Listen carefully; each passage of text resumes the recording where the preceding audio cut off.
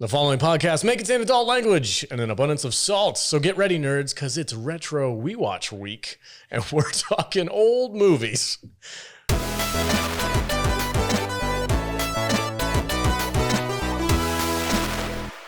You did a great job. You just did a great job. We're we-watching movies.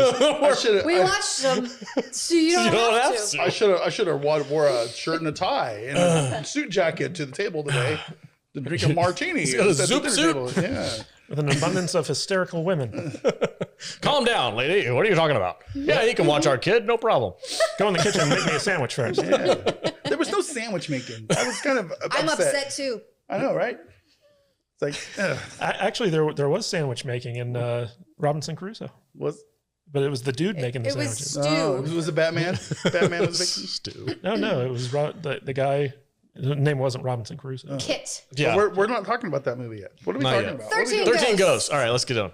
Oh, you didn't introduce anyone. Nope. Yeah, you need to do that thing. Welcome and thank you for joining us on another episode of the Salty Nerd Podcast. This week is our retro WeWatch, where we talk about old movies that we've never seen before.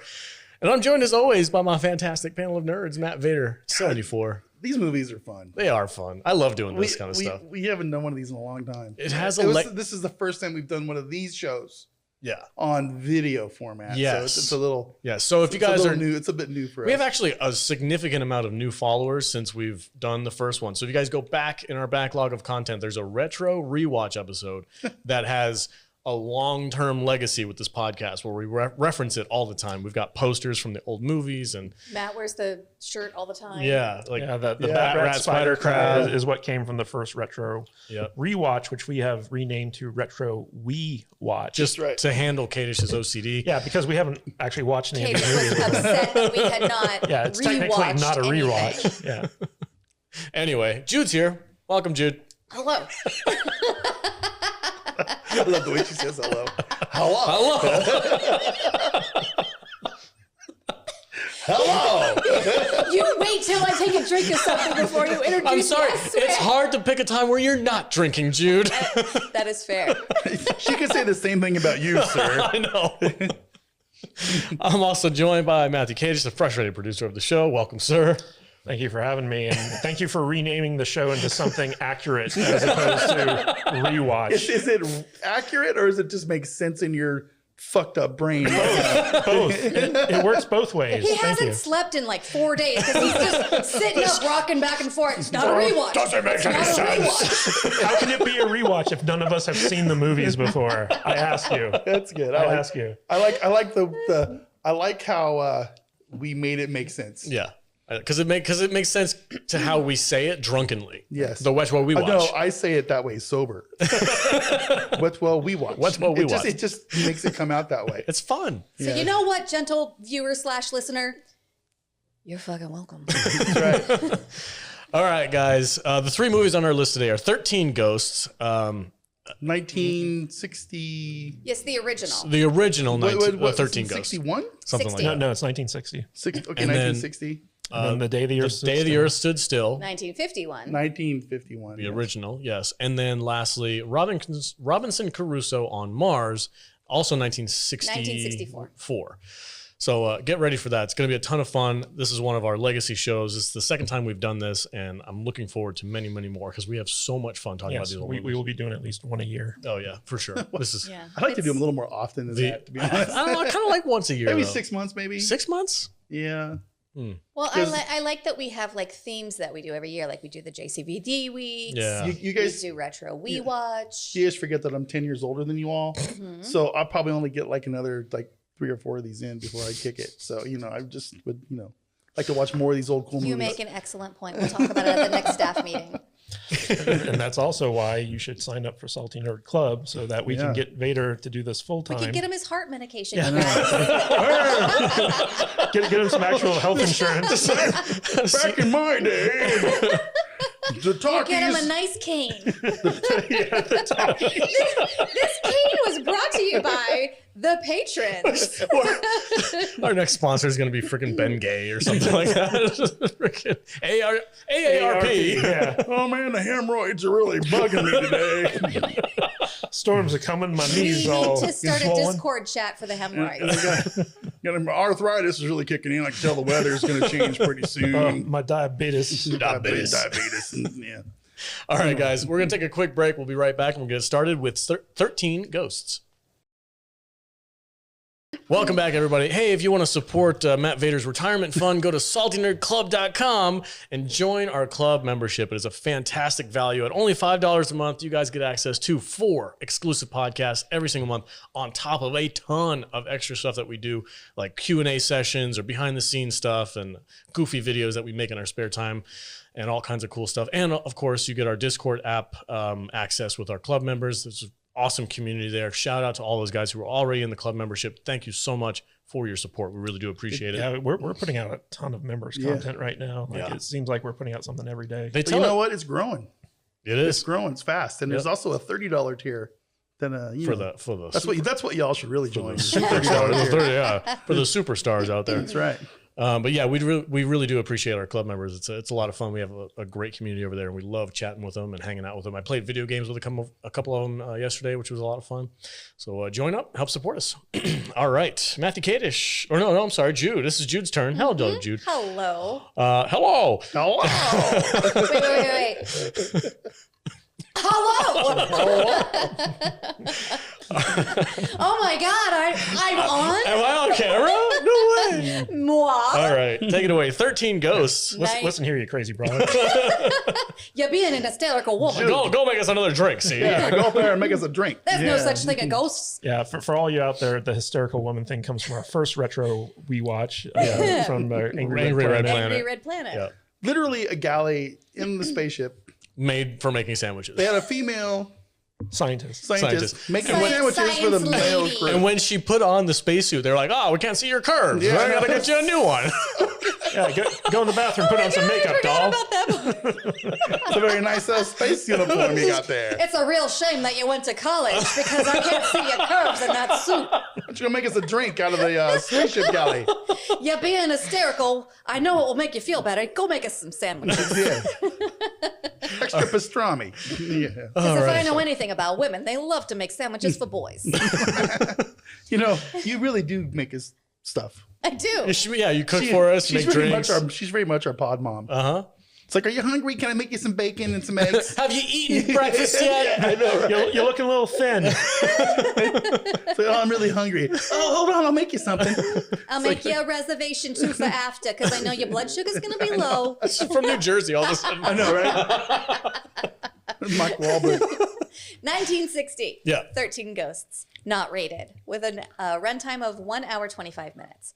I could not find the budget on this. But doesn't matter. Does anybody want to guess on the box? I have no idea. Not even a clue. What 1960s money would be? 1960s money. Let your mind go crazy. When it cost a nickel to go to the movies. Yeah, like, I don't know, $100,000. I have no idea. B? 7,200.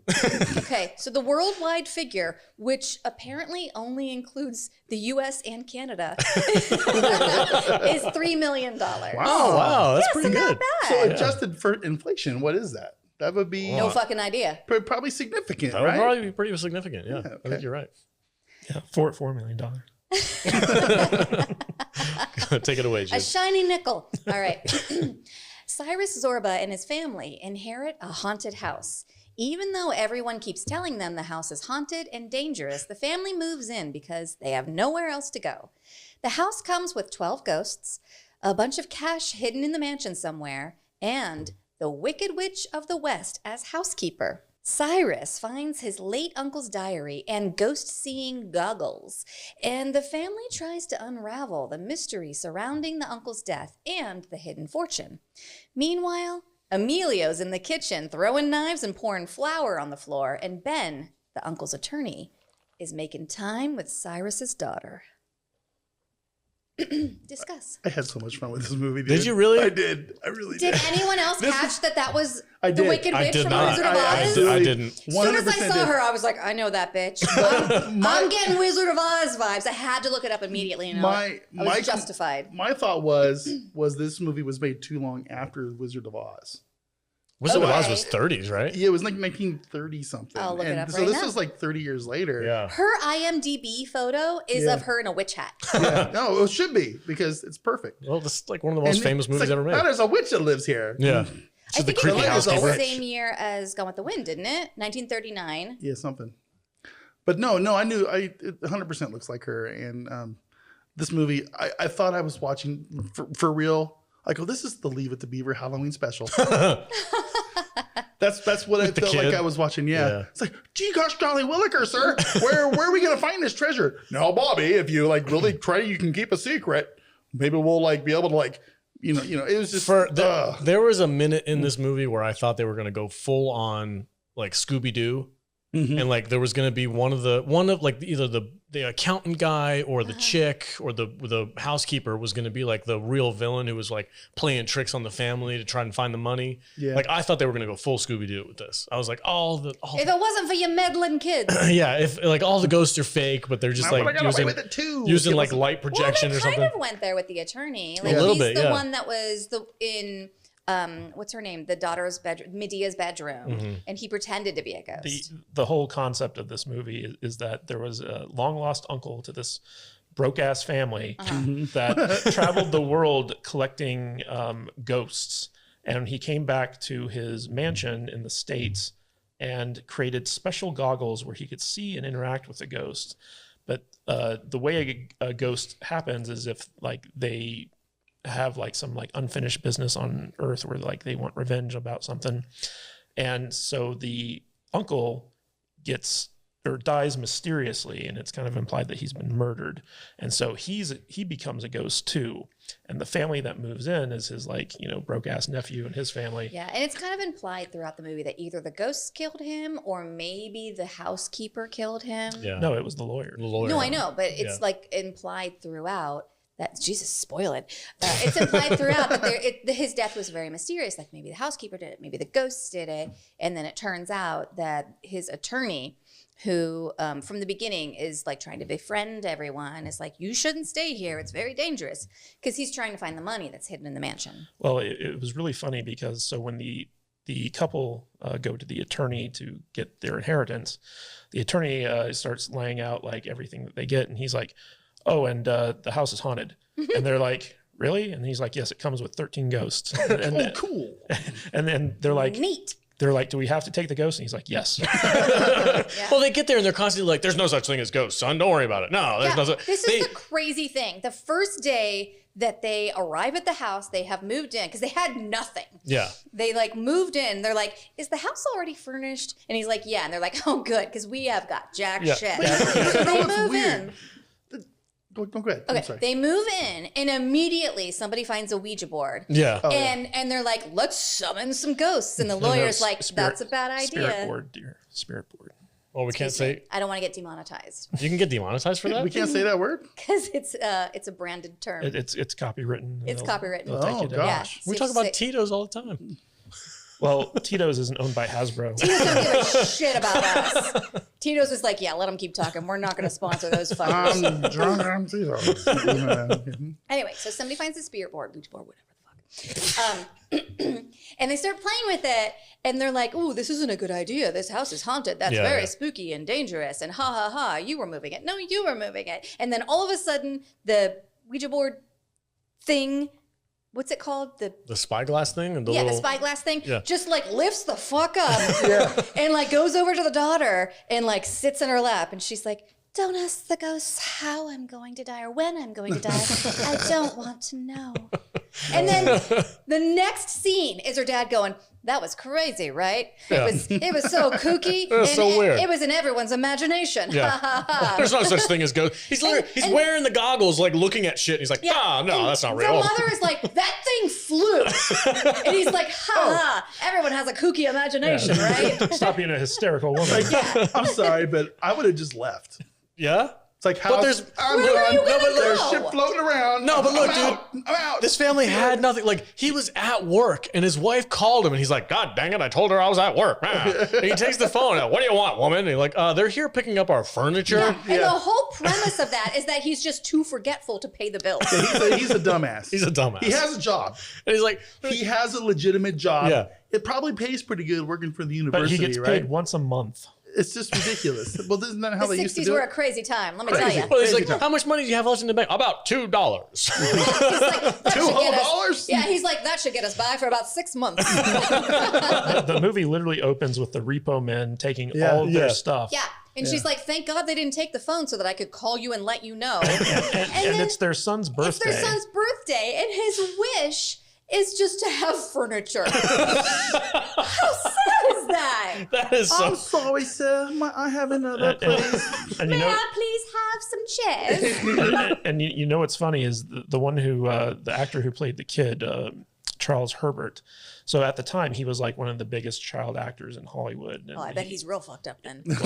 well, he's kind of like he'd be our equivalent of like Tom Holland right now. Like he was like super big at the time. Okay. And he got first billing on this as Really? a way to, Get out. as a way to entice him to be in the movie because he was Wow. such a box office draw. At I the mean, time. he was a big part of it. What other movies was he in? I think he was just in like 4 other movies, but then like he went and had like a lot of success on TV or something like that. But the minute he grew up, everyone stopped caring. Oh, Poor guy. that's sad. God, how old is he now? 60s? He'd be what, in his 80s? I don't know. It doesn't matter. Is he still alive? I don't know. Anyway, this was probably my least favorite of the 3 that we watched this week. Yeah, I wasn't into it. I thought the ghosts were more comical than scary. Oh, they were, right? They were hilarious. They were, oh my God, the Italian cook in the kitchen. That was Who great. I was Chef getting- Boyardee? I was getting Swedish chef vibes. I was like, burr, throwing this. But he's literally got like the Chef Boyardee mustache. Yeah. We're gonna make some sausages today.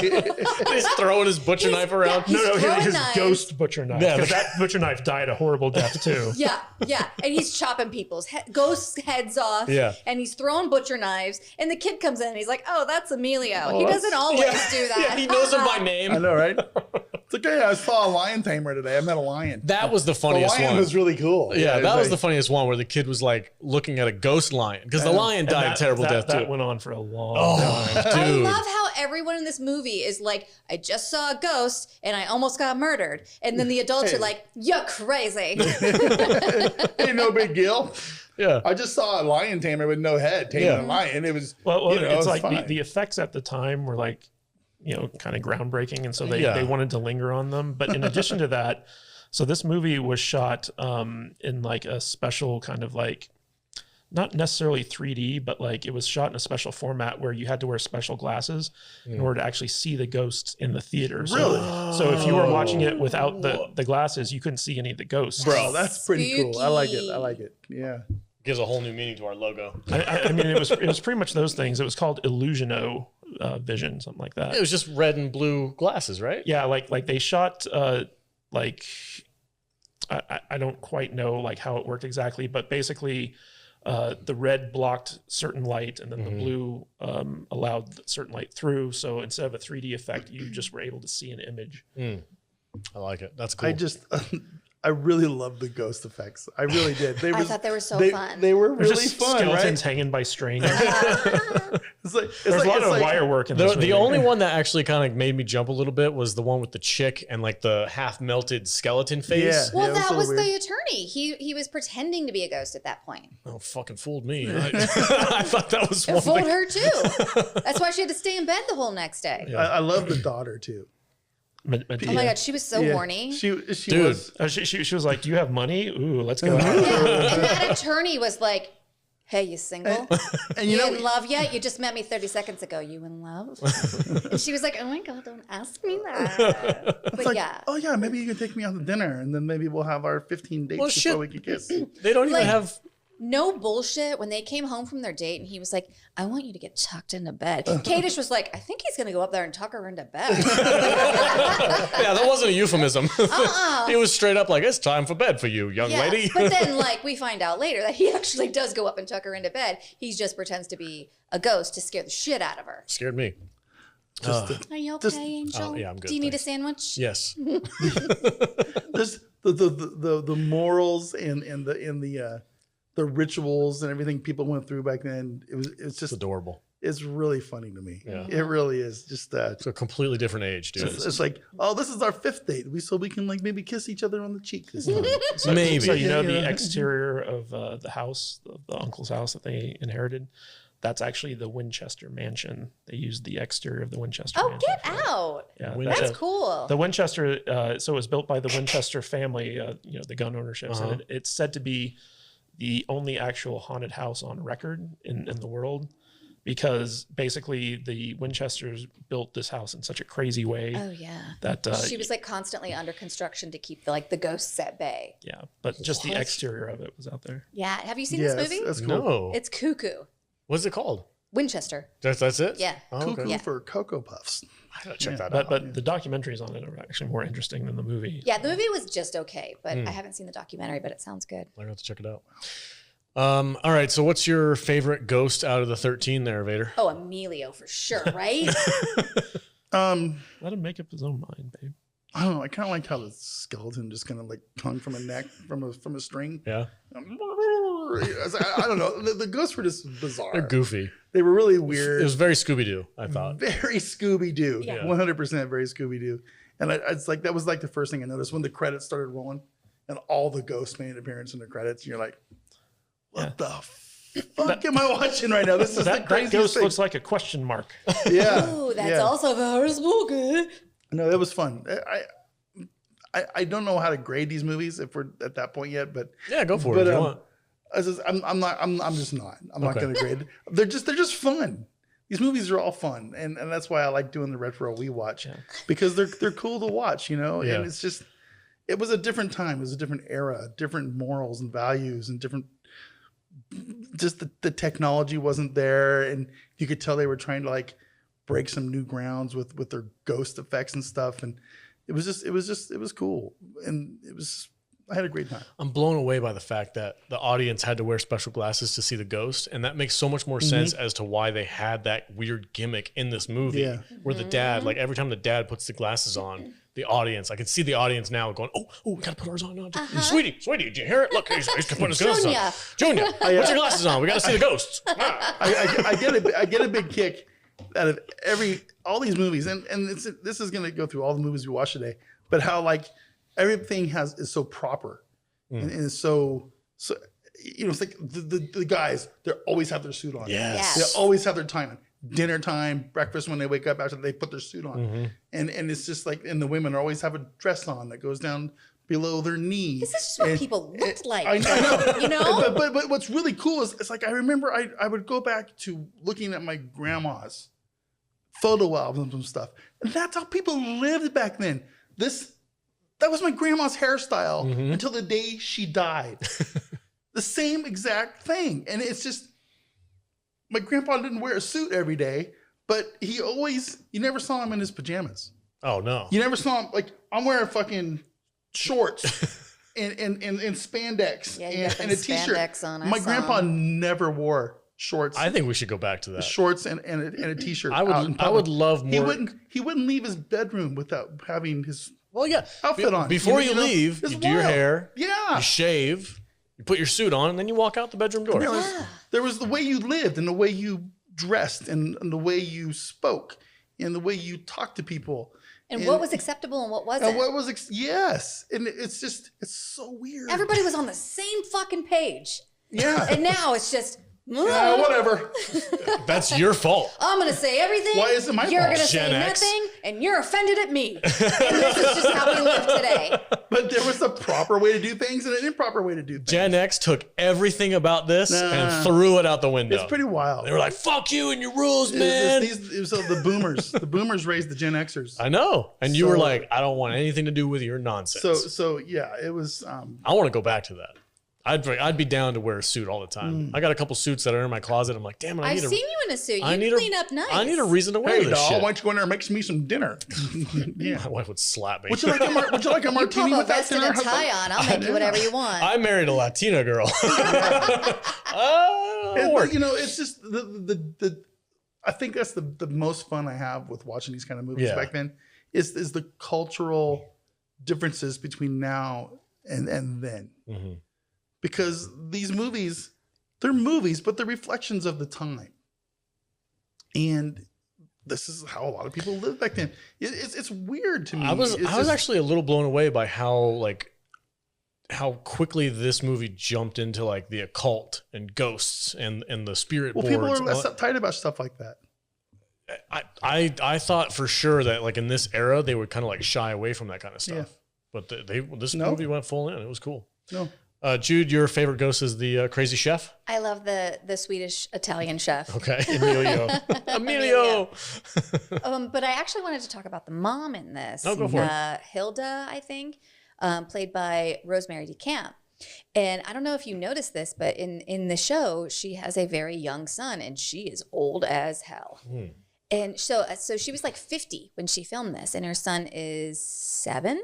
No, he's not that old. He's young. He's older. No, I think right? he was turning 7 or 8 on his birthday, right? I would put him at least 10. I don't remember. Okay, but it don't matter. Still, Whatever. for this time, like her being an older mom was really different. Like everyone was done having kids by the time they were like 25. Yeah, and the older daughter looked like she was like 30. Yeah.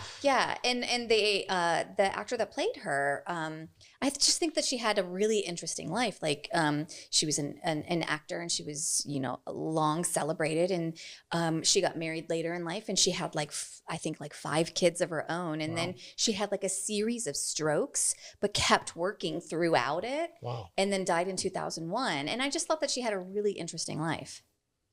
That's cool. So the actual actress. Yes. Okay. Rosemary DeCamp. Rosemary DeCamp. Cool. Right on. You have any final thoughts for this movie? Do you want to give it a rating or? I love that the Wicked Witch is in this. I know. And I had a good time with this. I did doze off at one point because I thought I got a little slow. I love the 1990s or the early 2000s 13 Ghosts. The remake? Yeah, I really love the ghosts in it. The story doesn't make sense at all, but it's just a fun, campy adventure. And I'd never seen the original before, so I was really excited to watch it. And I liked it. It's still... That being said, it's still a black and white 1960s, early 1960s movie. So know that before you go in. So it can get a little dull at times, and the special effects don't hold up. But that's kind of like the charm with it, though, is because this is like the first version of it. So I had a good time with it. I thought it was fun. God, I don't even know how to rate it. You don't have to. I think Vader's got to. No, I'm not gonna be a weak bitch like him. As far as like a retro watch, I think it's fun, and I'm glad that I saw it. So I will give it, 3.5 spooky ghosts out of 5. Right on. Kadish, which ghost is your favorite, bud? So barring Emilio, who's everyone's favorite, obviously the Swedish chef. Also, the lion is good. I really liked the Cyrus Zorba ghost, the uncle, the guy that comes out of the painting at the end, and he's like, his face is all messed up, and he's like super creepy looking. Like, wait, Cyrus is the guy that inherited it. So no, Cyrus was the uncle. Charles, or I'm sorry, Benjamin was the guy who was the father. Are you sure? Well, whoever it was, the uncle is the ghost that I thought next to Emilio was the most interesting because he's creepy, and he comes out at the end. And he like can't talk, so he's just like.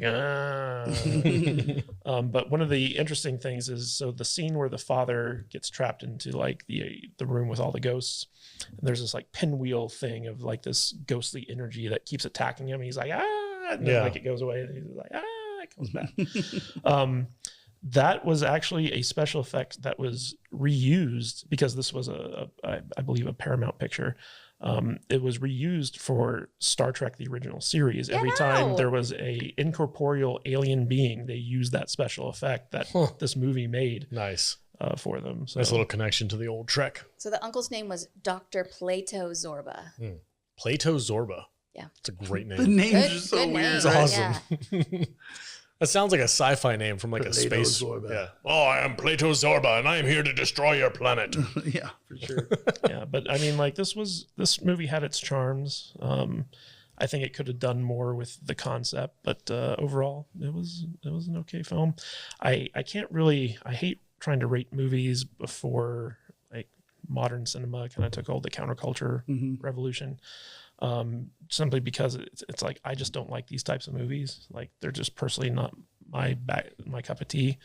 So like I think like on a technical level and storytelling level and stuff like that, I'd give it like a 1 star, but it's probably it probably deserves like 2 or something. Are you holding it against modern standards? Yeah, pretty much. But also my He's also my incapable own of judging this movie. This movie is trash. also my own sensibilities. It's just like I don't like old movies. Like, Okay. I just don't. It's not his cup of tea. That's all So- right. man.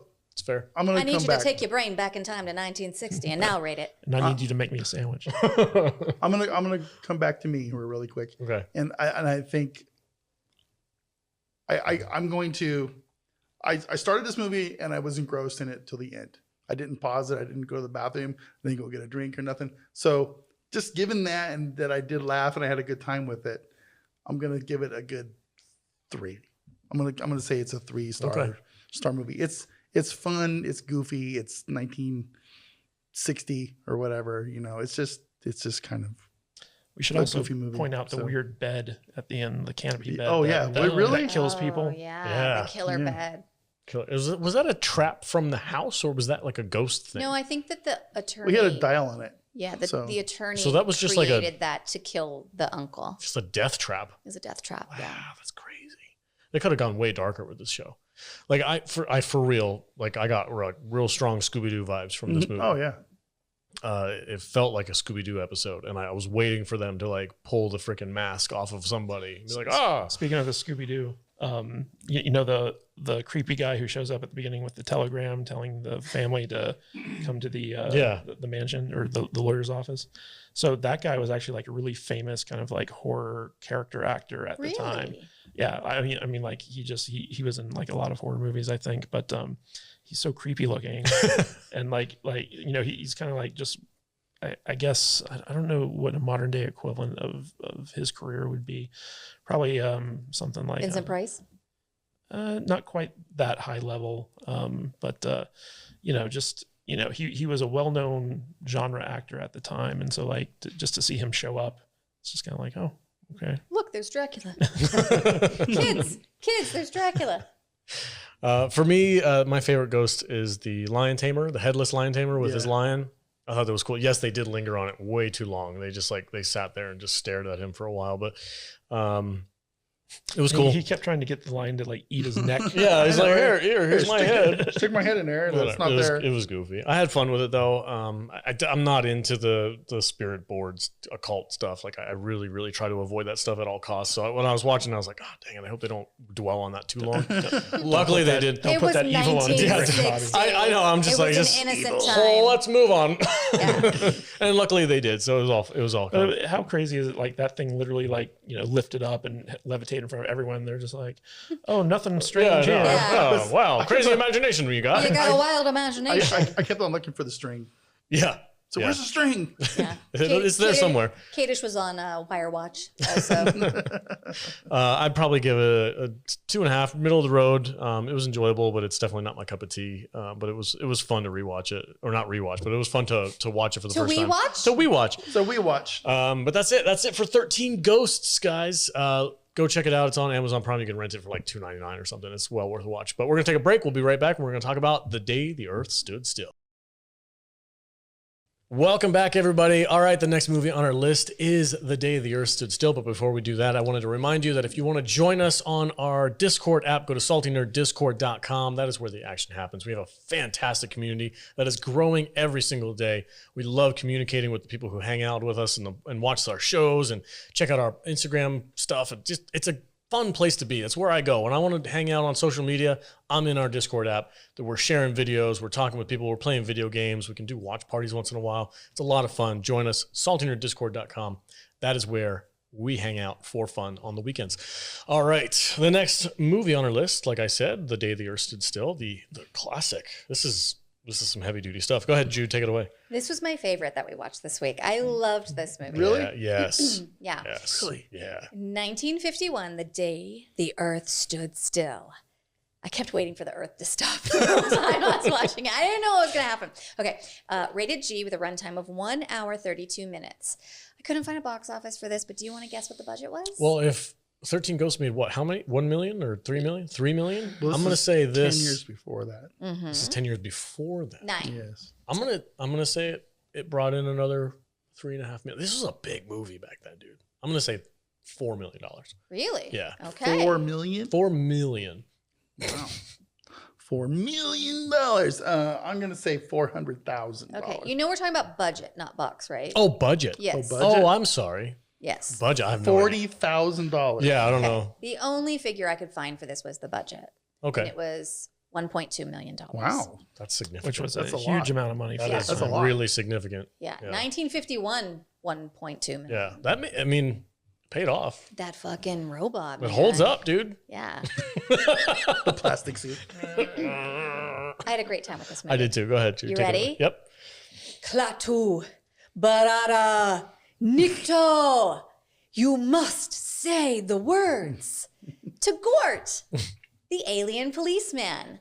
When a spaceship lands in Washington, D.C., the alien Klatu comes in peace and bearing gifts, and then gets immediately shot and then hunted by a planet full of aggressive and afraid Earthlings. Klatu goes undercover to see if this planet is worth saving and befriends a young boy who teaches him about money and movies and other cool Earth stuff. Klatu decides to try to save the planet, but is gunned down by the military and then locked in a jail cell after he's dead. The robot Gort comes to collect him, bringing him to his ship where his life is temporarily restored so that he can address the people of Earth with this warning. Join the rest of us in peace or die. This is the first watch for me. Mm-hmm. And Me too. You mean it's not a rewatch? No, it's not a WeWatch. We watched it for the first time. That's it. There you go. And I can 100% understand why this is considered a classic. It was so fun. It was so good. It was so good. Like the acting was way better than most other movies from this time period. Like they kind of overact back in the day. You know, they had that like transatlantic accent. This was really, really well done. I had a blast with it. I thought it was very topical for even our time period. Yeah. Like it still plays. It still makes sense. And I thought as far as the CGI goes, or not CGI, but like the effects. The effects, thank you. I know it's a product of its time. It's in the 50s, a long freaking time ago for movies, but I still felt like it kind of held up. Yeah, this movie is 70 years old. Yeah. Yeah. I was blown away at how well done it was. I loved it. Yeah. I mean, instead of having like a goofy little miniature float around on strings. On a string, yeah. They had like a light effect that made it like, it really sold the whole flying saucer thing. The robot, yes, of course, is a big rubber suit, but I thought they angled the camera to certain, and they made sure to cut away when things happen so that it wouldn't be like overly obvious that it was a dude in a suit. And you've got like the military discussing on how are we going to deal with this? We've got to like subdue this robot. We're going to put him in plastic. Yeah. And in the 50s, plastic was like, oh The shit, shit, yeah. that's like some good technology. This is stronger than Yeah. steel. Yeah. Yeah. It was, I mean, everything about this movie really, really held up for me. I loved it. I had a blast with it. And I don't know about the rest of you guys, but I got some strong freaking Messiah biblical stuff going on. Like the freaking alien dude that came down. It's a Christ story. Mr. Carpenter. Mr. Carpenter. Mr. Carpenter. Well, his name was John Carpenter, JC. Who's in the house? Everybody What's who's JC? named Wow, I never put that together. Everybody who's named Carpenter or Shepherd in any movie ever is a Christ symbol. I didn't get that. Guaranteed. He comes down from Are you heaven. telling me Jesus is an alien? He was an alien. He comes down from heaven. Gets resurrected. Yeah, dies, gets killed by the people he's trying my to God. save. I can't believe I didn't get that. You now. didn't? I didn't either. No. Oh, Yeah, dude, I was like, 100%. look, man, He's good with kids. He's trying to spread the message of peace, and the people Yeah. fucking kill him. Like, yeah, it's Jesus. Shit. I was really bored. Did I just blow your mind? No, I was really bored. No way, really. I was bored in this movie. Oh, man. I found it boring and I found it overly preachy.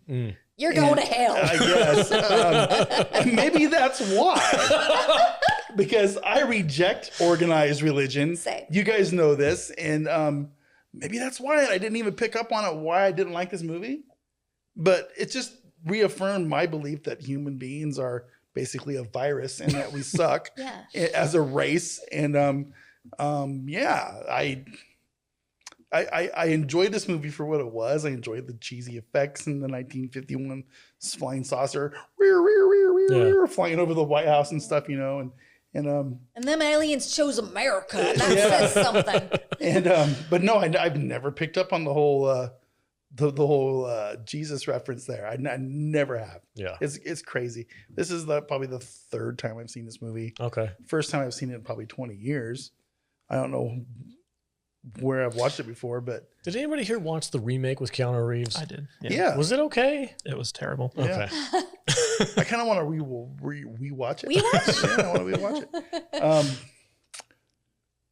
Yeah, it was just of the 3 movies we watched this week, and I know this is like the classic of these.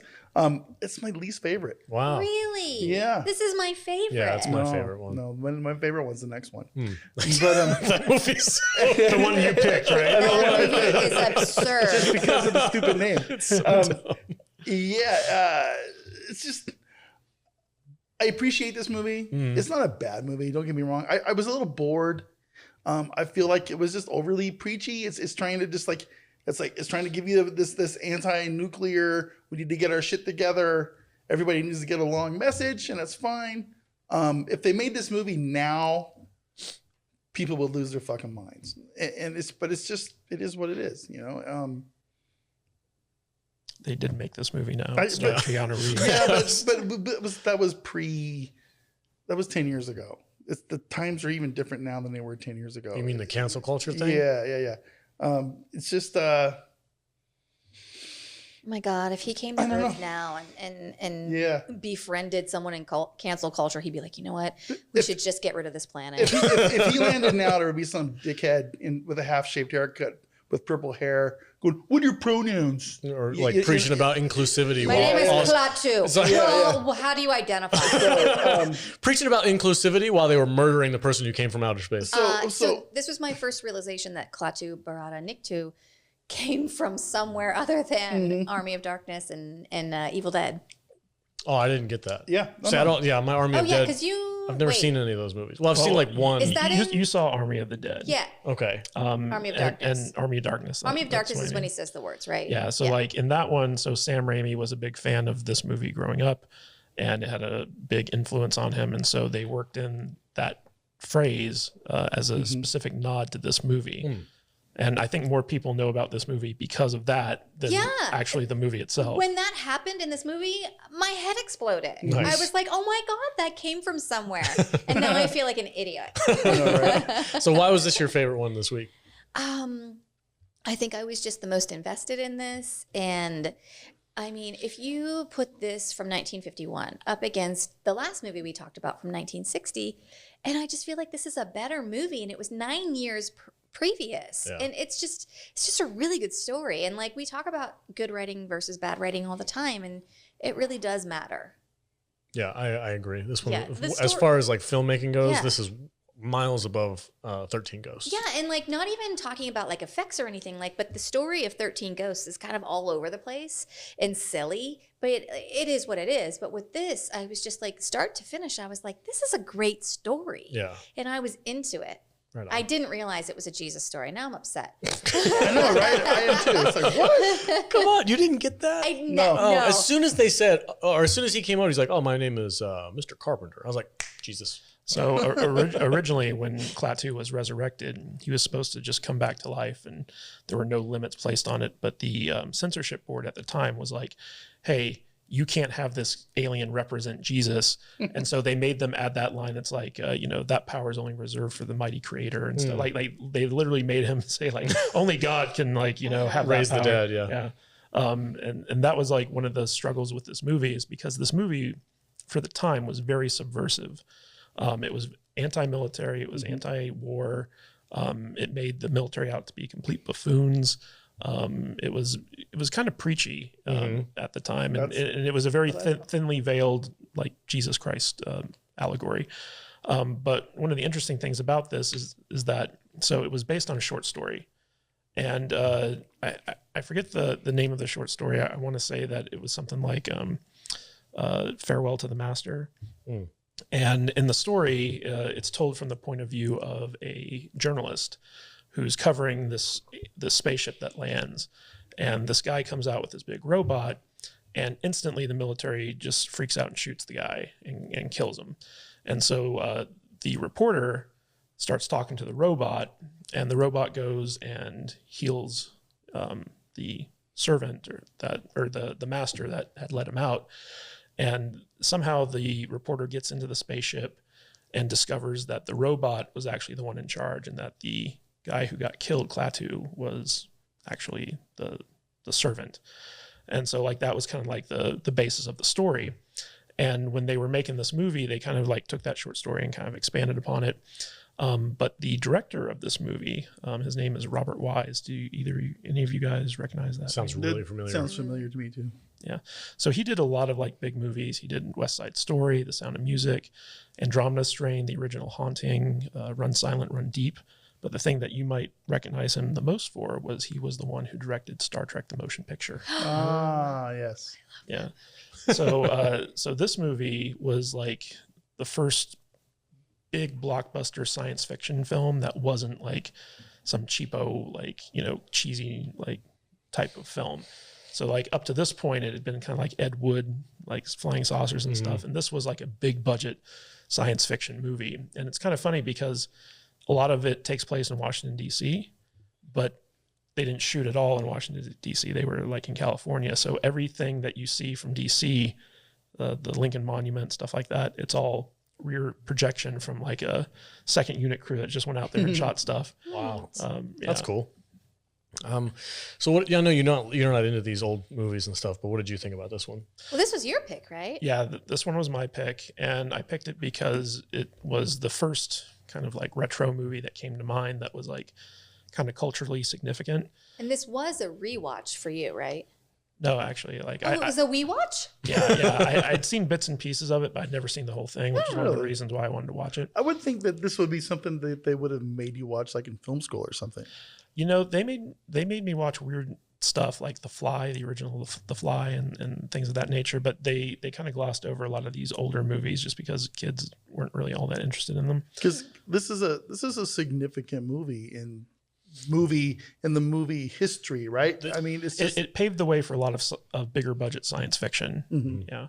But Robert Wise, he was a very well-known director. This was like the biggest budget for like a science fiction film up to that point. And it was a very kind of like strangely subversive movie for the time, where, they layered in like all this meaning into the movie. And if you watch the Keanu Reeves remake of this, they kind of switched all that to an environmentalist message. And the remake is just like so in your face about like humanity destroying the world and all this other stuff. And it was just so bad. I kind of think that it's kind of on par for that, because this movie I felt like was very in your face, anti-war, don't blow each other up with Earthlings are nukes. terrible. Yeah, this was an anti kind of nuclear war thing. Whereas the Keanu Reeves one was And environmental. environmentalist thing, which is what It's just more modern. just Like Ozone. that's the big thing nowadays is anti. Yeah, they also Global kind of warming messed stuff. up Gort in the Keanu Reeves remake, because Oh, they made did him. they? Well, they made him like this huge like robot, whereas in this one it's like, yeah, he's tall, but he's not like 3 stories tall. Yeah, they made him like the size of a building. Really? Yeah. Oh, weird. Yeah. But it was kind of funny because when they cast the role of Gort, it was basically like there was this guy who was like an usher at the Grauman's Chinese Theater in Hollywood, and he was just like super tall. And the director, when he walked in there, he's like, "Hey, how tall are you?" And he's like, "Oh, I think I'm like 7 feet or something like that." This is just like the story of how the guy from Creeps got Frankenstein. Yeah, but he was like, "Hey, you want to be a robot in my Hey, movie?" you can be a robot, right? Yeah, and the guy was like, "I guess so." can you move real slow? Can you do an audition? And the Gort costume was made from foam, but they had 3 different versions, all with like a different seam. So like one had the seam on the left side, one had the seam on the right side, and one had the seam on the back, because depending on the angle they were going to shoot, they needed to hide the seam. Huh. And the guy who was in the Gort suit, he was super tall, but he wasn't big. Like he wasn't muscular. So like he was like this super frail, like tall guy. And he couldn't like, stay in the suit for too long without passing out. And also every time he had to lift something up, it had to be done by wires because he wasn't strong enough to actually like Poor Angel. Oh my God. That scene where he picks the lady up And walks her to the flying saucer. Yeah. Yeah. Same thing with Klatu's body, where he's like carrying up. Like they had to take all these special precautions to make sure that this guy didn't like hurt himself when he was like doing these things, because like he just had like no upper body strength, I guess. That's what I mean. Those people who are like uber tall, they have a lot of issues. Unless you're a basketball player and you're just freaking a giant. And just like in the last movie, how there was like a side character that I recognized from other things. There's somebody in each of these movies that we're going to talk about today that we know from other things. And in this one, the boarding house lady was Aunt B from the Andy Griffith Show. What? Yeah. Really? Never seen it, so I don't know, but cool. Like, It's way before my time. Before your time. Yeah, but before my time. The basic story of this movie is that, so like an alien comes to Earth, he gets shot by an overzealous military guy, who, by the way, because it was so subversive and it made the military out to look like idiots, the army refused to cooperate with the movie. So the filmmakers went to the National Guard and was like, "Hey, you want to be in our movie?" And the National Guard was like, "Fuck yeah!" You know what? National Guard was like, "Hell yeah!" I was wondering, because I know like the military has like a love-hate relationship with Hollywood, and if you want to make like a military movie, you go to them, they can use your equipment and stuff like that. And I was watching this, and I'm like, how did they get these guys to freaking roll their tanks around? Yeah. And National Guard was like, "What do you want? You want a tank? You want a plane? What do you want? I just want to be in this movie." That scene where they were coming out and they were like skidding, and they were like, "Yeah, this is badass." Well, the National Guard just wanted to embarrass the army. That was their whole reason for It looked like stock footage from a recruitment video. It kind of did, yeah. You know, I could totally see that playing before the movie as like Uncle a war, National Guard wants you. like a propaganda film that happened before the movie. Yeah. you too can drive a tank really fast. Yeah. yeah, but so like the basic story of this is after the alien comes to Earth and gets shot, it's kind of like a chase movie almost, because he goes out into the real world and the military's looking for him and they're trying to track him down and find him, and he's trying to kind of set the stage for his ultimate plan, which is like the end of the movie's climax, while befriending like this woman and her child and all this other stuff.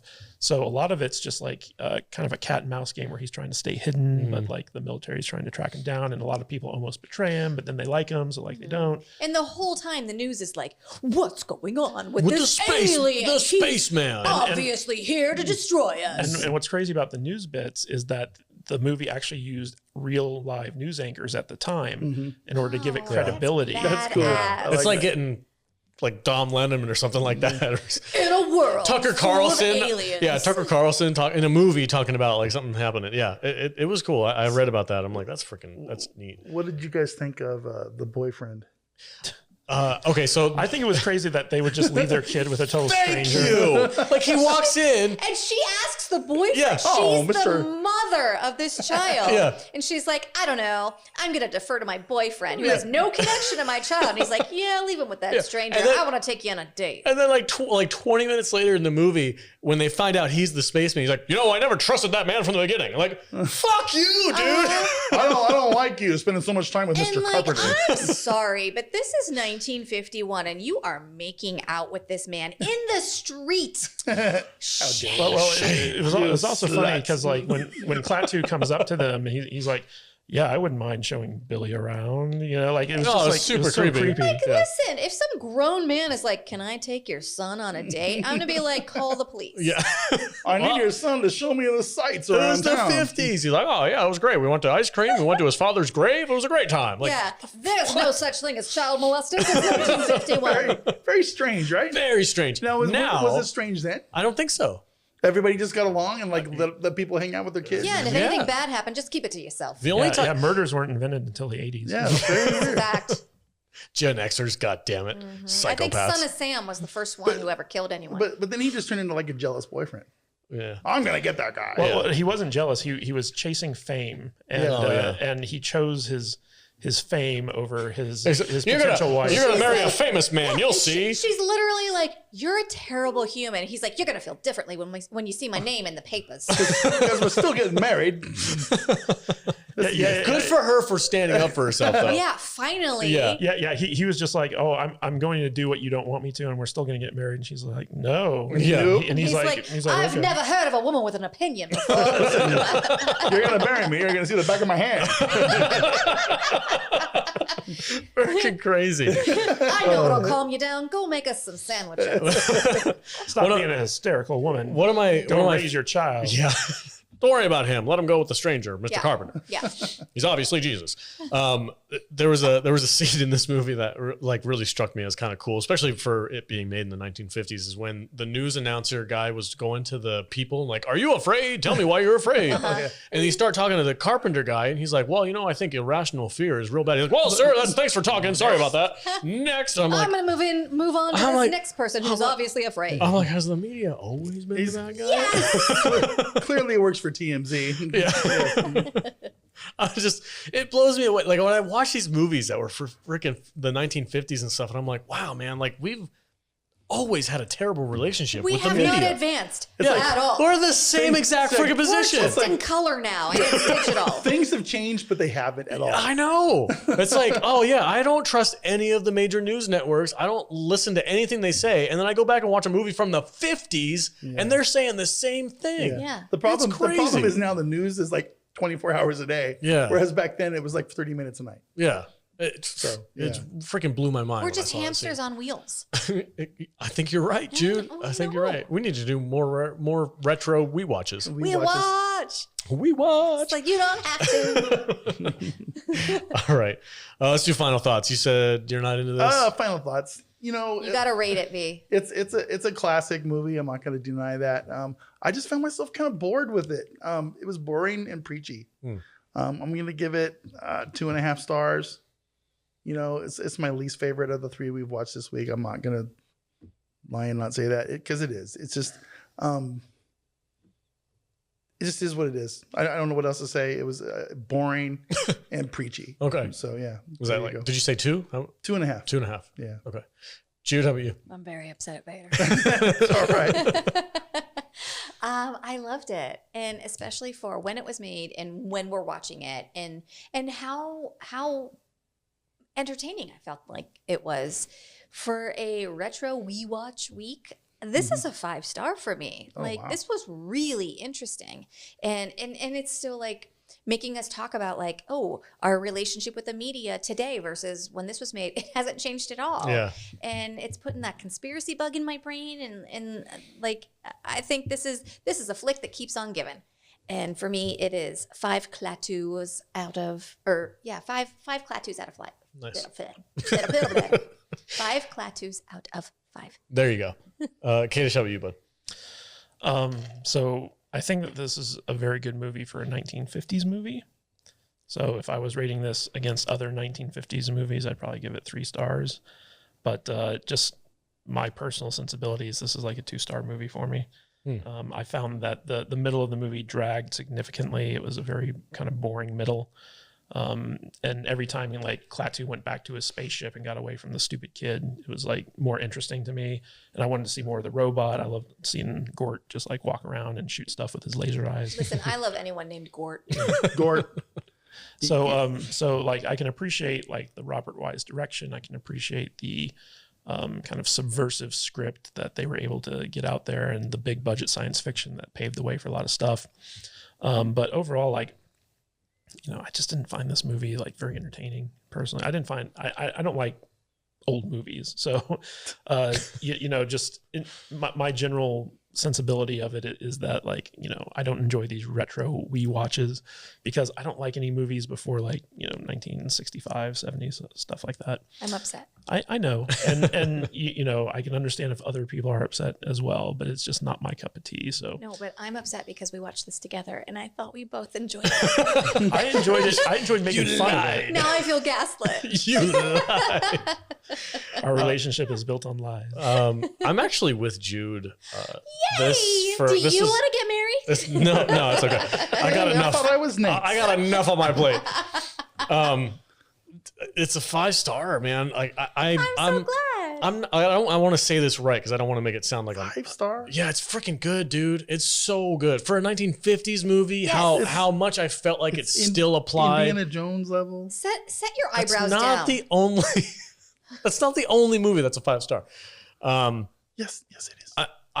I know you say it's preachy, but for me, when I'm watching this, I'm like, I'm not into the military industrial complex, like going to war for cash money. I don't like that thing. I hate that our government does that. So I'm okay with that kind of preachiness. I'm like, yeah, we should probably stop doing that. Well, it's like, let's stop nuking people. Well, I liked at the end how Klatu's just like, yeah, you see this big robot out here? Like, he's basically the space people, the space police. Yeah. And if we don't do what he says, he kills us. Yeah. And that's what's going to happen to you guys. Yeah. Quit being a bully. That's a or dark. You're going to get bullied. That's a dark future. That sounds very authoritative. Yeah, it's kind of weird. It really is. I was into it. Like for the message that, like he was like the hope for humanity, but then at the same time he's like, well, you have to do things the way we tell you to do them. Otherwise, we're going to send this guy to your planet and he's going to wreck some shit. Yeah. That is not very democratic, sir. It's like, you get pissed off, you're going to die. That's what the Taliban does. Yeah, I mean, their reasoning behind it was that humanity was on the path to self-destruct. Yeah. So it wouldn't matter if Gort just killed everyone. So he's like, you better shape up or ship out. I do agree with you. It's very authoritarian and it's kind of weird. I probably didn't say that word right. But anyway. No, I think you nailed it. Thanks. Authoritarian. Authoritarian. I had a lot of fun with this movie, especially for a first watch. It was way better than I expected it to be. Like going into a 1950s movie, my expectations was down here. Yeah. It was freaking good. Why are your expectations down here? Because I'm because kind of it's like a 1950s movie. because Kadish has a point. Like those movies suck back then. There was good. No, they didn't. There was good kind of movies did made back sometimes. then. This one was better than I expected it to be, and I was just like blown away at how good the story was, and how I felt like, yeah, this kind of all still applies a little bit to us, and the media thing, and You keep wanting us to watch Nosferatu, and that was made in like 1930. 20s, I shit, think. It was in yeah. the 20s. So it's a dope ass movie. Give me that bullshit. So the next time we do a retro WeWatch, I think we should let the patrons pick the decade. Oh, Well, it's got to be the 50s or the 60s. So doesn't have to be. We Well, just then did it's not that. Kadish would argue that 80s count. well, I when we sat down and planned out this episode, I was like, retro is 50s or before that. Okay. That's not around true. 60s. 60s. But It is now I 2021. I refuse to watch silent films for this podcast. Okay. All right. That's a game changer. That's a- We can Yeah. say 1930s through 90s is all technically retro. I think 50s and above, 50s to 60s. We'll figure it out later. Anyway, that's it for The Day the Earth Stood Still. Stay tuned. The last movie on our list is Robin Crusoe on Mars. Yeah. God, this movie's goofy. All right, stay tuned. We'll be right back. Welcome back, everybody. Hey, if you want to support the podcast and get some awesome swag in return, go to saltynerdstore.com. That is where you are going to get our t-shirts, stickers, magnets, and other cool stuff that you can get from our website. And we would really much appreciate you rocking on our stuff. And if you do buy something and you're wearing it, take a photo, selfie, or something and send it to us, and we will share it out there on the social medias as a thank you. We really do appreciate it. We like spreading the word. Word of mouth is the way to go. If you guys want to help build a podcast, that's the best way you can do it.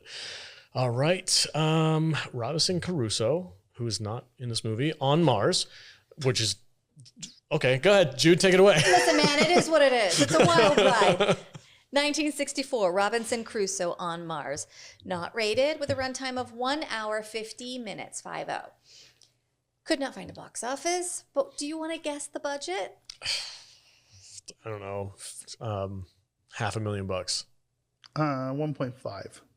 1.2, the same exact budget of the last movie we talked about. Wow, what a difference. Yeah. This movie was a big deal. 12, 13 years later, same budget. Yeah. It was in color, though. Yeah. I was going to point out this is the only movie this week that was in color. It was the new Technicolor movie. Yeah. All right, let me tell you what it's about. Go ahead.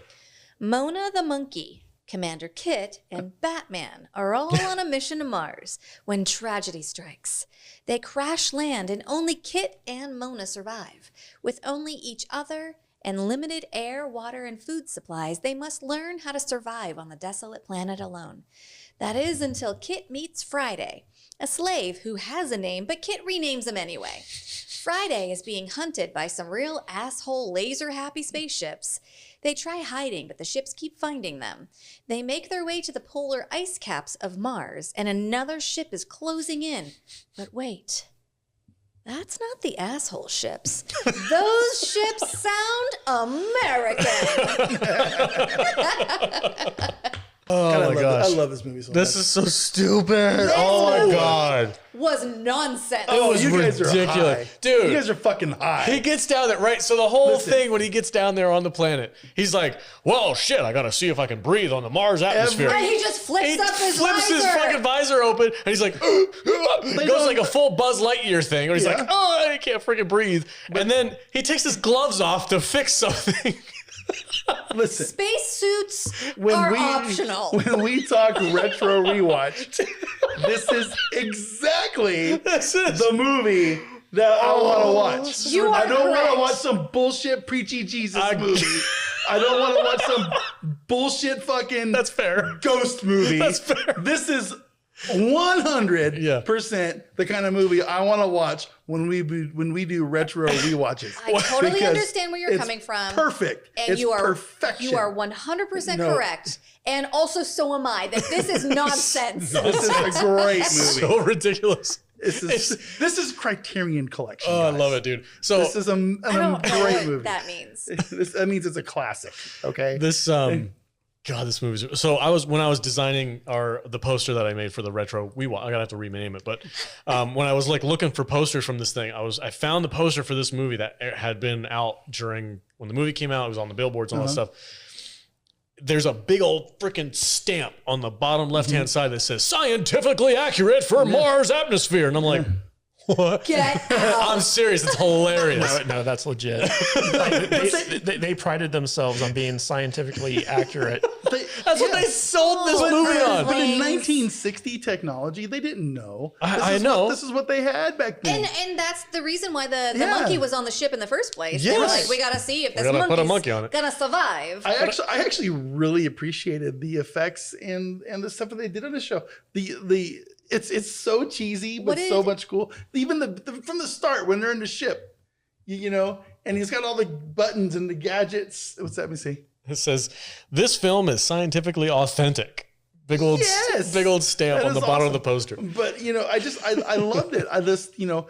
Adam West is the captain of the ship, and he's all like, Mars rover, whatever, blah, blah, to Earth, blah, blah, approaching, yada yada. And, It's a gravity probe. Yeah, and he pushes some buttons and I will say and, I was and it was great. I was loved it. digging the like tactile the things that were the numbers that were spinning for like orbit or Dude, whatever. I was so excited when Jude pointed out that was Adam West. I was like, oh my God, we're watching an Adam West movie, and then he dies within like the first 10 minutes. Yeah. And we're stuck with this other guy it was like, you know, his boyfriend His making name's the Kit. sandwiches. Yeah.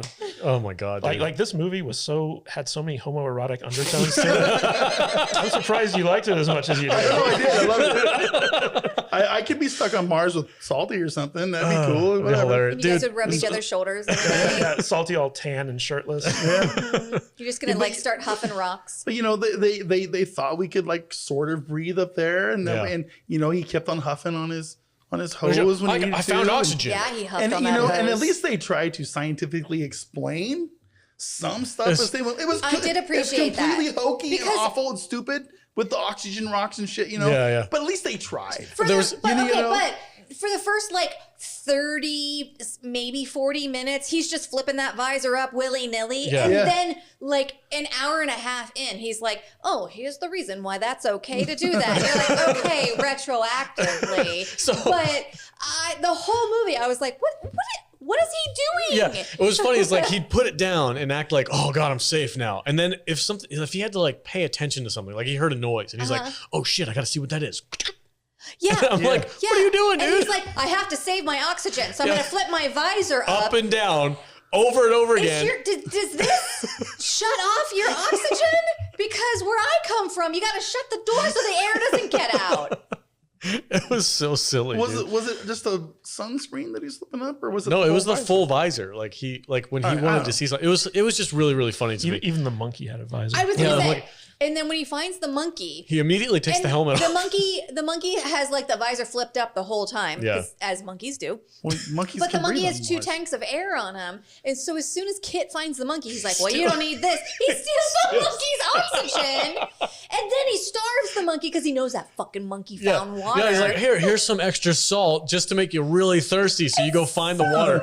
And he's as he's doing, he's like, you understand, I'm not being cruel now. This is for my own survival. Because if I say I'm not being cruel, then that means I'm not being cruel. No, my favorite, maybe not my favorite scene, but one of the funnier scenes was when he was like, he fell asleep in the cave and he's like, oh, I've only got about an hour worth of oxygen. He passes out, falls asleep, wakes up, is unable to breathe. And he's like, I gotta find my oxygen tank. He stumbles about the cave for like 45 minutes. Stumbles around the cave, finds this little tiny thing, and then just sticks it on his mouth and proceeds to suck the oxygen out of it. Hilarious. Yeah, so for the people out there who might not be familiar with Robinson Crusoe, it's a story of a like 17th century sailor who is marooned on a deserted island. And he has to basically learn to survive and also face threats from like cannibals and like natives and stuff like that. So this is basically Robinson Crusoe on Mars, where you have an astronaut who gets stranded on Mars and he has to figure out how to survive while dealing with alien threats and stuff like that. And originally the movie was going to be called Gravity Probe 1 Mars, but the head of Paramount, which made this movie, basically thought that it sounded too much like a documentary. So they, one of the exhibitors suggested Robinson Crusoe on Mars, and everyone thought it was a terrible title except the Paramount guy. He was like, yes, let's go with it. Yeah. That's genius. Yeah. Well, it got me to pick this movie for this week. Yeah, it did. Because like, oh, that sounds Still working. ridiculous. So I thought, like, going in, because I'm one of those people who is unfamiliar with this. Like, I was watching, I'm like, his name's not Robinson Crusoe. Like, who the I thought the same thing. Like, who the hell is this He guy? mentions Robinson Crusoe once in the movie. Yeah. He's like, he's Which referencing was probably ADR after the fact. Probably. No, it's just. And he's just like, so you can hook the oxygen up to your space suit and breathe via your helmet. Yeah. But this guy, the whole movie is just like, well, he's got his air tank on his back and he backs around. thank God. Yeah. And whenever he needs a hit, he takes a hit of oxygen. Like he's. Oh, yeah. That's really good. Well, later on in the movie, when he loses his oxygen rocks, they're just eating these white M&Ms and they call them oxygen pills. Well, that's alien tech, though. Yeah. From the Yeah, Orions. and it's never explained where that comes from. That's just he has them. Yeah. And Well, his he got little him from the pouch slave guy, right? from Friday. Yeah. Okay, but where Oh, did Friday God. get him? Because Can we- he ran out. Can we talk about him for a minute? Well, yeah, we Let's got to get please there. do. We got to get there. Are we there yet? Because I got to. Can we talk about his wig? So he gets he gets stranded. They crash land on the planet. Right. He finds his monkey. Batman's dead. We spend 45 minutes trying to survive. He finds Adam West. He's dead. Finds the monkey. Yeah.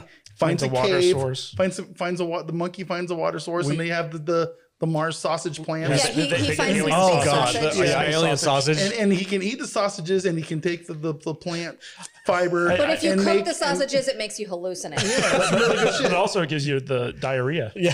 Oh, Yeah. yeah, that's right. Yeah, remember he like passes out because he's like, oh, I shouldn't have eaten those alien sausages. The whole time I was like, just let the monkey like lead the show, because the whole time the monkey was like, I'm not eating that shit. The monkey You is the cooked smartest it. thing in this thing. Yeah, and he's like, you're missing out on this good smoked sausage stew. It's seaweed And sausage. Yeah, and the monkey's like, mm-mm. Yeah. And like he has a hallucination, then he shits himself, and the whole time I was like, just fucking let Mona lead. He basically eats some Mars mushrooms, and zombie Adam West comes in, and we have some fun there, and then we find some undertones. yeah, for real, and then we hear some noises out there, and we find out that the aliens from the Orion Nebula are mining something from Mars, and they use Slave labor. with No spacesuits. no spacesuits because they have air pills. That's what the oxygen pills are. Okay. And before we find out what this is, this guy's just popping shit, watching Kit like, you're doing crazy shit. And in the meantime, the ships, the alien ships, which were like remakes of the ships from War of the Worlds. War of the Worlds. Yeah, I thought they looked. Yeah, the same visual effects guy. I thought they looked familiar. Worked on that did on War of the Worlds. Well, the director was also one of the second unit directors on that movie too. So they just reused those. And those guys are assehosses. They shoot everyone. Yeah. They just blow the shit out of half They're the having planet. the best time. And it's the way they cut him into the shoe. Whoosh, Yeah. whoosh, you know, the way they Oh, move it out. It was Terry, great. There's yeah. a Oh, it's so thousand good. of those ships looking for one guy. No, it was the same 3 ships. What about the beginning where like you have the gravity probe and it's just like this animated rocket ship and it goes by the exact same animation 3 times? Well, that's to show you how far it got. Yeah. So anyway, he finds the aliens with the ships and the slaves, and then one of them tries to escape, and that's why they're shooting everything, and then he finds the astronaut guy. What's the astronaut guy's name? Kit. Yeah. So they hook up. Commander Kit. I'm pretty sure. And they all get like some man love thing going on. It's like, ooh, man, here. Dude, hey, no. This was the funniest part of this freaking movie. Was when he was like, "I'm going to teach you how to speak English, sir." That's right. And he's like, "That's a rock." Speak American. Tonto. No, rock, you idiot. That's a fucking rock. I'm like, this guy's an asshole. He literally has no idea what you're saying. Yeah, You're like, and "I'm going the to guy- teach you English." He literally is like, my name is this. Yeah. And he's like, fuck that. Your name's Friday.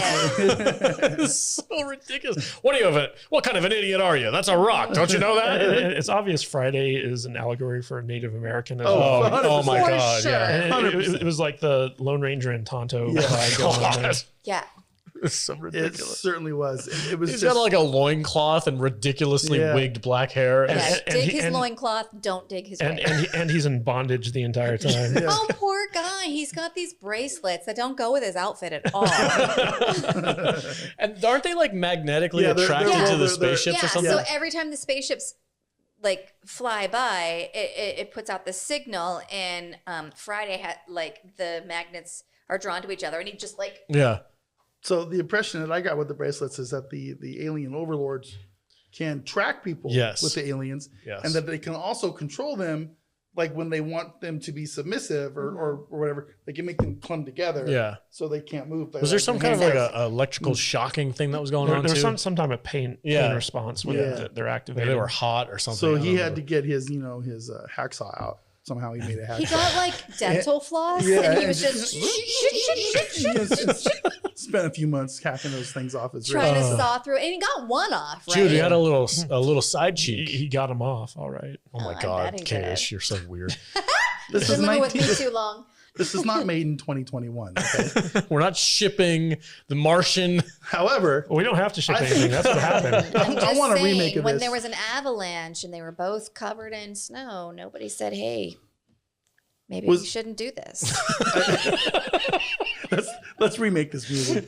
Our body heat will keep us warm. It took him a while to remember that Mona was with him, the only girl in the mix. Or Mona. They were like, "Oh, fuck everything but us." You and then know, like 45 minutes later, they were like, "Oh shit, Where's the Mona? monkey at?" Where's Mona?" And Mona's like, "I'm fucking fine. I should have been leading the whole time anyway." yeah. Did you know that the monkey that played Mona was a male monkey and they had to put a fur diaper on Oh her my to God. make it look like a female? Why can't they just get a female monkey? Because they Probably more cost aggressive more. or I don't know. It's like, do you just think that trained female monkeys grow on trees, man? Yeah, I don't know. In the 1960s? Whatever. I don't know. because they didn't have any Grew monkeys there, in but- Hollywood in 1960. Whatever. I don't care. Anyway. Yeah. Listen, you get what you get. And you have No, it for it. I think we should like drive out to Death Valley. I know exactly where this made this Yeah. movie. Let's go. Yeah. And we should remake this movie. When I was watching- we should recreate some scenes and post them The on our first- Pack a webpage. picnic. I'm going. Let's do it. The first like 30, 40 minutes of this movie, I was like, that's gotta be somewhere near Vegas because there's no other place on this planet that looks that shitty. That looks like Mars. that looks that It's shitty. at a place called Comiskey Park or something Yeah. like that. Comiskey, yeah. Let's go. Do you Why want to not? talk about the miracle rocks that are both air and water? Oh, that's Yeah, amazing. air and water and fire. flammable. And Oh, heat. that's right. Yeah. Oh, I gotta set them on fire to release the oxygen. Yeah, right. they burn for forever, but if you squeeze them, Like coal. it gives you water, and if you heat it, it produces air. Yes. Because you're separating. Listen, it's scientifically This accurate. movie When is you- scientifically accurate. When you burn them, that separates the oxygen from the hydrogen. dig it, And the oxygen you can breathe and the hydrogen you can use as fuel. yeah. That's it. I mean, obviously. Scientifically accurate. Boom. I'm sorry we had to break it down for you, imbeciles. You plebes. Hey, Vader, did you recognize any of the cave sets on this movie? That's gotta be Star Trek shit. Oh, yeah, it's got Has to be. Well, this was like 6-7 years before Star Trek. No, the cave sets were the sets that Were they they? used for generic caves in Like Star the Trek. Horta there Yeah. and everything. Yeah, Freaking knew it. It wouldn't shock me. I knew it. Did they have the sausages on Star Trek? Mars sausage. Remember, he's like, oh, this Martian seaweed is great. You can eat it, and if you dry it out, you can weave it into a cloak. Can we talk about the hat that he made? Yes. Oh my god! The Santa hat. Amazing. I've been looking on Etsy for the same one all week. Man, if having no weaving skills, that's exactly what I would have made. Something just like that. I was just like, oh, how do I do this? Oh shit. Well, it sort of looks something. No. I can This maybe guy wear. had like a full on, like a big tarp weaving thing with like the old school. It was like a tapestry. Yeah, it was like, oh my god, he's really going for it. He made blankets and pillows. He made a loom. And Out of what? all of his salvaged electronic equipment never ran out of power. Never. Oh yeah, Yeah. it was good stuff, And man. he was there for like a year, right? Oh, or 6 wow. months? No, it was a long ass time. Because remember, I think He's always packing it around his back.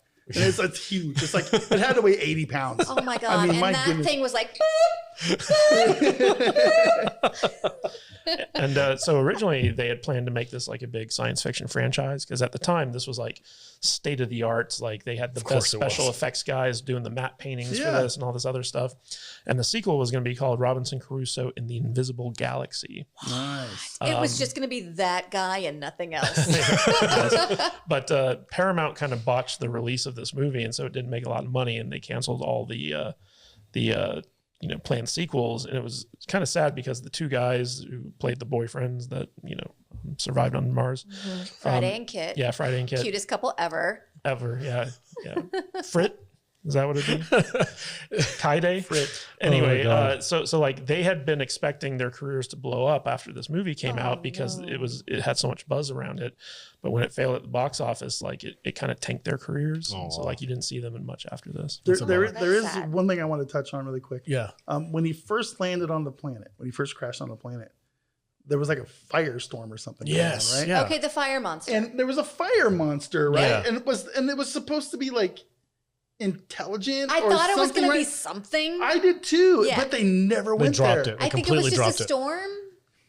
Because Mars is red, which means it's obviously on fire. Yeah. And when you get there, everything's on fire. Yeah, so that it melts the polar ice caps. Yeah. Like what at are the those dust things that go through the desert? Oh, the tumbleweeds? Tumbleweeds. It was like a fire tumbleweed, I Yeah, think. yeah. But I got the impression that was intelligent. Yeah. It was chasing him for a while, Yeah, wasn't it? it seemed right? like it was at first, and then I think that they And did. that- They and that opted was- to. and I was like going- simplify the story. I was like, man, this is like very Star Trek. There's like They- fire people on this thing. They were like, you know what? That is way too expensive to do for the whole Yeah. movie. We're going to stop. They kept using And the they were same like- shot over and over. Yeah. They were The- like, the "Listen, circular- let's be real. Kit is no Kirk. He's not going to bang the fire monster. He's totally trying there to was- be We need Kirk. to simplify this." Totally trying No, to be he's gonna Kirk. bang You guys- Friday. You guys are killing me. There's no Kirk yet. Is the original Kirk? No, this was like 7 years I'm before they made Star Trek. joking. Obviously, he's terrible and not terrible. Kirk. Yeah, yeah. I'm trying to think of what else to talk about this He's movie. the anti-Kirk. The anti-Kirk. Well, we made it to the end. Yeah, we kinda did. What So- happened? So they got attacked by, or the asteroid smashed into the planet, And they it got melted covered- the polar ice caps. and they got covered in dust, and they had Mm-hmm. to evacuate, and then they wanted to go to the North Pole or whatever. Visit So Santa. they went underground through the Martian canals. Yes, which were really big canyons underneath the ice. yeah. inside the And- planet. Yeah, and they walked on this like 6-inch long wide ledge over the lava rivers. And they almost ran out of water. Yeah, it was. I wanna- But thankfully, once they got there, the polar was- ice it caps was just- started to melt. Yeah.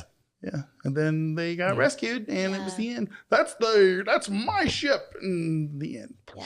They need to Credits, remake this with credits. Elon Musk. Oh well, he's gonna own Just Mars. fuck you.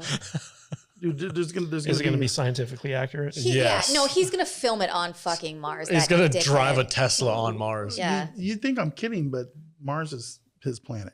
He's going to colonize it. You think, See, you think it's going to be the Musk has come It's planet? gonna be. From It's gonna there. be Musktopolis. It's If gonna you be the think capital. he is actually from Earth, fuck Oh, you. he's not. He's absolutely not. No, he's Absolutely going to not. rename the planet from Mars to Musk. Yeah, yeah. I completely believe that. He's halfway there. He's halfway there. Can somebody please unplug me? All right, that's it for Robinson Crusoe. on We didn't give Mars. it a rating. I know. I'm going to go around right Oh, now. Final thoughts. Give it a rating, Peter. When we retro WeWatch. Yeah. that- I mean, this that my is like 60s I'm sci-fi. I'm going solid 4. Wow. Wow. Wow. Wow. 4.5. Just, 4.5. Just on the entertainment level. I love this movie. This movie is so fun. It's so cheesy and retro-y. Whatever, man. I don't care. It was. This is like I said when we first started watching this. I love my dead gay son. This is the exact kind of movie I like to watch for these kind of shows. I get it. This is perfection, man. It's so cheesy. Makes me laugh because Kadish keeps whispering about this. It's like the I poster. don't fucking care if it's gay. The poster on the thing. Typically, in this genre of movie, you would see the masculine spaceman carrying a woman who's like scantily clad. Yeah. And instead, it's a dude. And for Carrying another dude. For the longest time, I was looking at that poster. I'm like, that's weird. I can't see her face. And then I watched the movie and I'm like, I'm the dude disguised as the dude playing another dude. So on the poster, it looks like he's carrying a chick. But when you watch the movie, it's actually a guy. And it's freaking hilarious. This is just a fun retro sci-fi movie. I gotcha. Man. I get it. I love it. I had a great time. Very, very progressive for its time. Very. Whatever. Jude. I never once in this entire movie thought that those guys were like porking each other. Well, of course you wouldn't, because you're a real man. Whatever. I would think that Mona would be in trouble before the other dude was. It's not gay if you turn your back to me, and we both think of women. It's not gay if you're the one giving it. That's like the Viking rules. Like if you're into it, they're going back. Jude, Yes. what did you think about this movie? Final thoughts. It was nonsense. That being said, it was also kind of fun. Yeah. It's Yep. very confusing. Yeah. And I think that it's probably confusing for a lot of boys.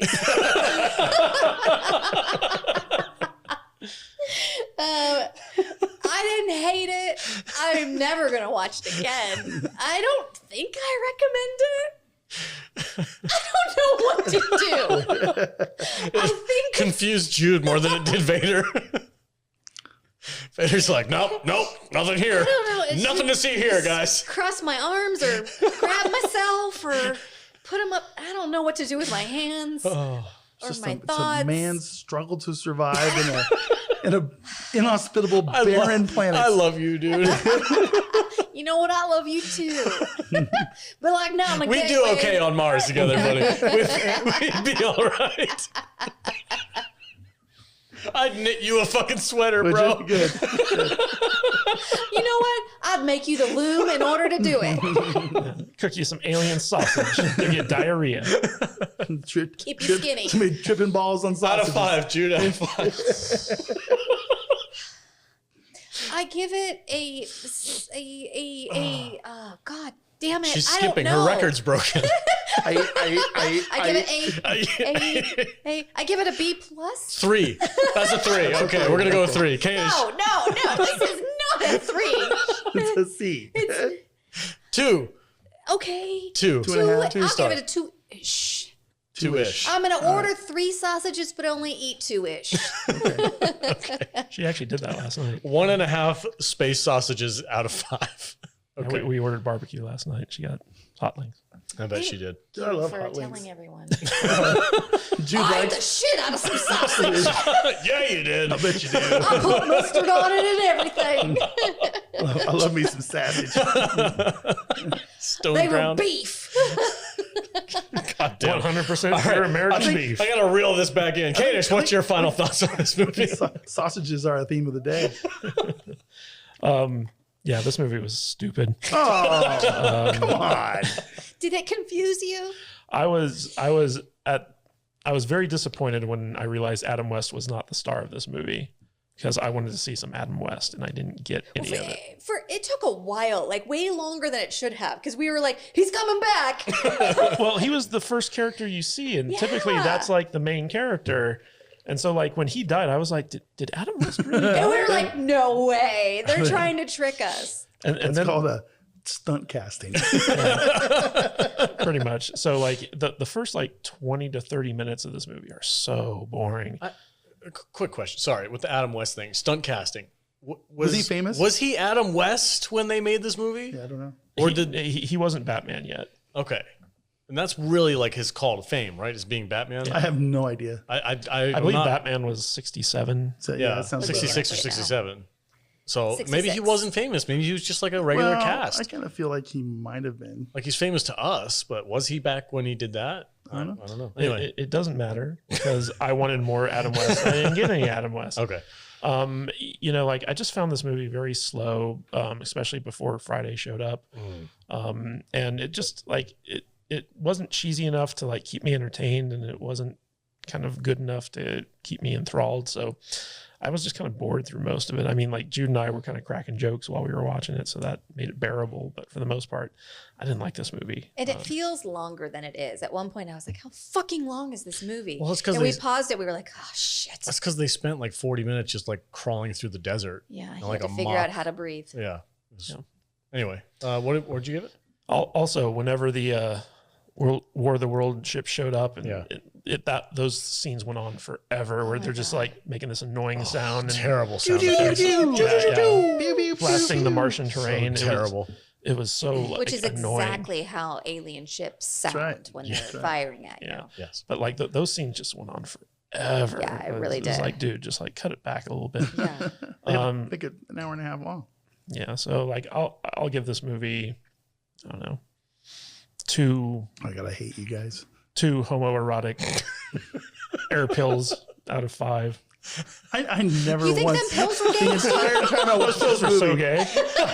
I never the word gay never came into my head. The entire It's not gay. It's homoerotic. Oh God, dude. Okay, It's so sexier than gay. I'm Because it's homoerotic.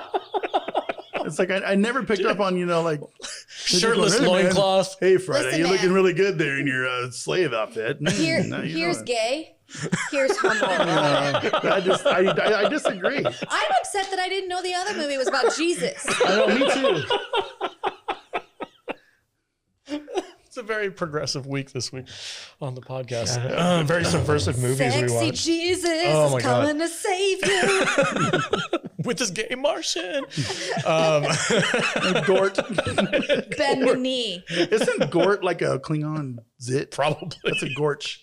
Yeah. For me, this is I'm more along the lines of Vader. I had such fun making fun of this movie and just how ridiculous 60s sci-fi it was. Like it fit the bill for retro WeWatch. Like I get it. I probably give it 3 Martian skinny dips out of 5. Okay. He did enjoy He did skinny dip, dude. It's like, oh, this is some great sausage. That roll. We actor. forgot to talk about the musical instrument. The bagpipe. He made a bagpipe that sounded horrible. The seaweed bagpipe. That was great. Yeah, right from the movie Dune by Dennis Villeneuve. That's right. It was so bad that Space pipes. the sound that thing made when he was like walking around like I made a musical instrument. No, I was listen. so proud of it. It If you're stuck on Mars for a year no TV or radio. with nothing to entertain yourself, Just a and you made monkey something, and some sausages. and What you- are you gonna do? and a tall tan Indian. and you made something that went wah, wah, wah, that you could kind of Be play it stoked. too. It would be fun, right? Yeah, sure. Yeah. I don't know. You make Man. make some sausage clothes. Yeah. Sausage cloak.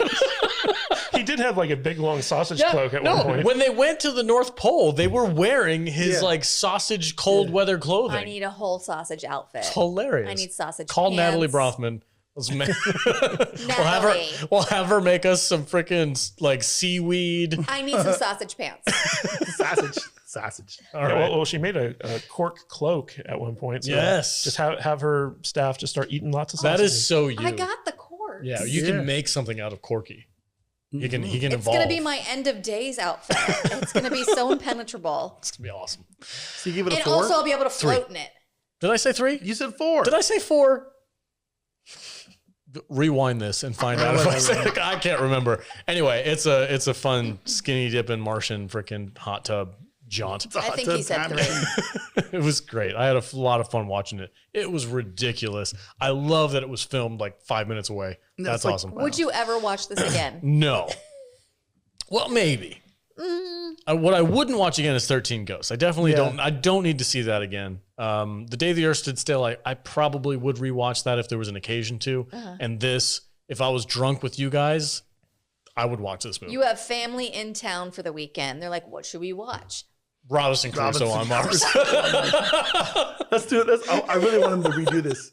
Yeah. I want a new version of this movie. This was false advertising. There was no Robinson Crusoe. Oh, no, 100%. No.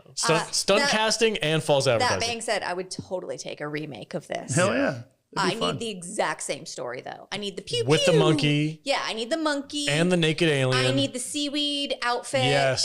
and the bagpipes. The diarrhea. We'll get Matt Damon to come back. I love it. Oxygen rocks. Oxygen rocks. Oxygen rocks. Yeah. Scientifically accurate. You know what I think would be accurate. really cute is if he got addicted to sniffing his oxygen rocks, and then we have a whole subplot of his addiction struggle. And he starts getting a little itchy when he doesn't get it. I told you it reminded me of Spaceballs where they crack open the oxygen can, just start huffing them. God, it's so dumb. For sure. All right, guys, that's it for this week's Retro WeWatch. Thank you so much for joining us. Look forward to next year's. That's going to be a lot of fun. Who knows what can happen? Maybe. Who knows? I don't know. We'll find out. It'll be next year. What? We'll see what the Sometime patrons. next year. We'll see what the patrons say. If you guys want to join the patrons and Technically 6 months from now would be next year. Yeah, I guess so. I guess you're right. If you guys want to join our Patreon and like influence what we watch, go to saltynerdclub.com. Listen, we give you guys a lot of power. We do give them a lot of power. Too much. But it's a great community. We have a lot of fun hanging out with them, and they love kind of like tuning in a little bit and telling us what to watch. So it's a lot of fun. Join up. We really do appreciate the support. Thank you guys who are already members. And Vader, where can they find you on the socials, bud? You can find me at MattVader74 on the Twitter, the Instagram, the TikTok a little bit, and also on the salty underscore nerd on our Twitter. I'm running that one now. So You got it, man. Cool. Yep. And Jude, where can they find you at? You can find me at I am Jude Juju on Instagram, Twitter, and TikTok. Or you can go to thevoiceofjude.com. Stop trying to sell me your stuff, though.